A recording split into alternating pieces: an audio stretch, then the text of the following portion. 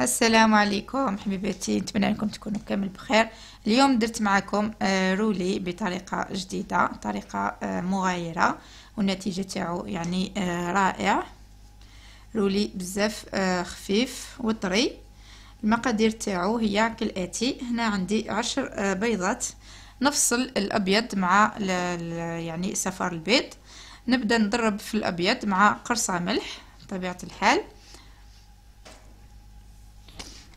نضربه حوالي 5 دقائق ونضيف السكر. بالنسبة لكمية السكر عندي 220 غرام سكر، قسمته على 2. ضفت نفس الكمية في البياض، ضربته يعني مليح مليح حوالي ربع دقائق، يعني ربع دقائق 15 دقيقة حتى طلع معايا. لازم نتحصل على هذاك القوام، يعني نرفد الباتور ما يطيحش، يعني ما يسيلش ذاك الخليط، يقعد يعني يابس. هنا نزيد نضرب في الصفار مع كمية السكر اللي بقى لي، نضربه حوالي 5 دقائق. ونضيف الحليب 100 غرام حليب و100 عفوا 100 غرام زيت و100 مليلتر حليب. نضرب مليح ونضيف الفارينة اللي هي 190 غرام فارينة مغربلة مع 1 باكي خميرة الحلويات، عفوا نص باكي يعني حوالي 5 غرامات. هنا انا درت مغرفة صغيرة جاني فيها 5 غرام مغربلة.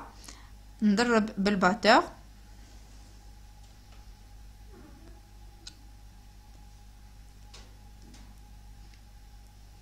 ندخل مليح الفارينة هكذا بالباتور.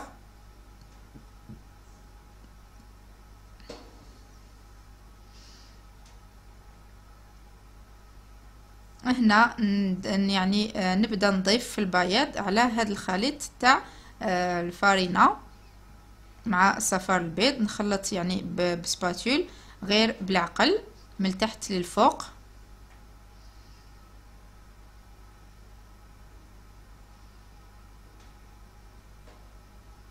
حتى نكمل كامل الكمية اللي عندي، يعني ندخل بياض البيض. شوفوا يعني القوام تاع البياض البيض كما قلت لكم، باش تنجح لكم هذه الوصفه لازم بياض البيض نضربوه مليح مليح. هنا بعد ما كملت كامل الخليط تاوعي مزجتهم، نحكم صينيه القوام تاعها، يعني صينيه اللي فيها 25 على 37 سنتيمتر. نحط نص الكميه تاع الخليط هذا في الصينيه، نحط منه يعني النص فقط. نمشوه جيدا. يعني هاد الوصفة وهاد الخليط يعني مام تنجح في لي جينواز، يعني تجي كيكة هايلة. نمشي هاد الخليط اللولاني وباقي الخليط نضيف عليه حوالي 3 مغارف صغار ولا 4 مغارف صغار كاكاو، مزجتهم مع قليل من الماء ونضيفهم للخليط. يعني هنا حسب درجة اللون اللي حبيتو يعني الخليط يجي غامق نضيفو نزيدو الكاكاو، حبيتو يجيو فاتح نكتفيو بهذه الكميه. انا درت حوالي 4 مغارف صغار قهوه تاع كاكاو، ضفت عليه قليل من الماء وخلط الخليط ونضيفو فوق الخليط اللولاني بهذه الطريقه. يعني العمليه تجينا سهله لانه هذا الخليط يجي سائل ما يجيش ناشف. نمشوه غير بالعقل من الفوق، نغطي كامل داك الخليط اللولاني الابيض. هنا نحكم هاد فرشيطه بهاد الطريقه، نبداو نديرو خطوط، يعني نهبطوا الفرشيطه حتى للقاع تاع الصينيه، حتى نحسوا انه الفرشيطه يعني راهي تلامس القاع تاع الصينيه. بهاد الطريقه نمشو نزيكزاغيو يعني الفرشيطه، نشكل خطوط هكذا من هذه الجهه، يعني من العرض ومن بعد من الطول بالطول هكذا، باش يخرج لنا هذاك الشكل اللي شفناه في الجينواز تاعنا.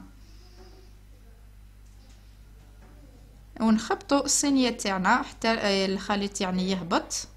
نحطوه في الفرن يكون سخون على درجه حراره 180 درجه، نتاكدوا من انه طاب. هيا الجينواز تاعي يعني طابت، نحيها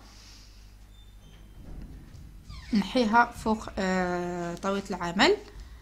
نحي البابي كويسون، يعني البابي كويسون يتنحى يعني معنا فاسيلمون لانه الجينواز تاعي بزاف طريه.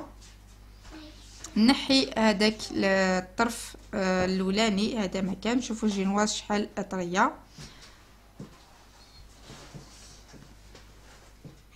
نبدا ندير خط بالموس، خط يعني ما يوصلش للتحت، ونرولي يعني نخلو يعني العجينه تاعنا تبرد غير شويه، يعني ماذا بينا نروليها وهي سخونه شويه. انا قريب تحرقت لي من التحت لكن عادي، نحيه هذيك الجهه بالموس. هنا نغلفوها في الطرشون ونحطوها للثلاجه، ماذا بكم تقعد حوالي ساعه في الثلاجه باش تطرى والنتيجه تاعها تكون مليحه. هنا نفتحها ونحط الكريمه الشانتي غير في الفتحه من الفوق، يعني نعمر ديك الفتحه بالكريمه الشانتي. ديروا كميه مليحه حتى تعمر مليح الفتحه باش تجيكم الشكل الشباب.